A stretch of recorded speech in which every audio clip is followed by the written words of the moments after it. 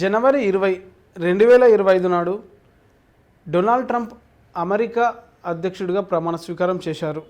అప్పటి నుంచి అమెరికాకు వలసగా వెళ్ళిన వాళ్ళలో కష్టాలు మొదలయ్యాయి.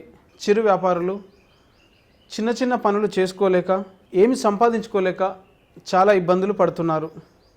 అయితే ఈ తరుణంలో అమెరికాకు వలసగా వచ్చిన వాళ్ళను తిరిగి వారి దేశాలకు పంపించేందుకు డొనాల్డ్ ట్రంప్ నిర్ణయం తీసుకున్నారు.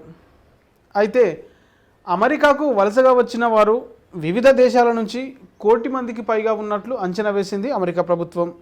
అలాగే ఇండియా నుంచి కూడా 7 లక్షల మందికి పైగా ఉన్నట్లు అంచనా. దాదాపు రోజుకి 1000 నుంచి 1500 మందిని వారి వారి దేశాలకు పంపిస్తున్నారు.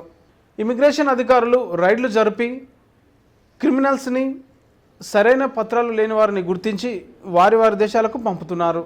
జనవరి 20, 2025 నాడు బ్రెజిల్ పౌరులకు సంఖ్యలు వేసి విమానాలలోకి ఎక్కించే ఫోటోలను వైట్ హౌస్ ప్రెస్ సెక్రటరీ ద్వారా బయటకు వచ్చాయి. చట్టవిరుద్ధంగా వస్తే కఠిన చర్యలు తప్పవని చెప్పకనే చెప్పారు. భారత్తో పాటు పెరు, బ్రెజిల్ లాంటి అనేక దేశాల పౌరులను సైనిక విమానాలలో వారి వారి దేశాలకు పంపుతున్నారు. ట్రంప్ అక్రమ వలసదారులను క్రిమినల్స్, ఏలియన్స్తో పోల్చారు. సైనిక విమానాలను ఆధిపత్యానికి గుర్తుగా భావిస్తారు. సైనిక విమానాలు వేరే దేశ భూభాగంపై దిగడాన్ని సార్వభౌమత్వానికి సంబంధించిన విషయంగా భావిస్తారు. వాటిని కొన్ని దేశాలు వ్యతిరేకిస్తున్నాయి. వాటిలో కొలంబియా ఒకటి. అమెరికాకు 2 సార్లు అధ్యక్షుడిగా పనిచేసిన వాళ్ళలో జార్జ్ బుష్ రిపబ్లికన్ పార్టీ తరఫున 2 సార్లు అధ్యక్షుడిగా పనిచేశారు.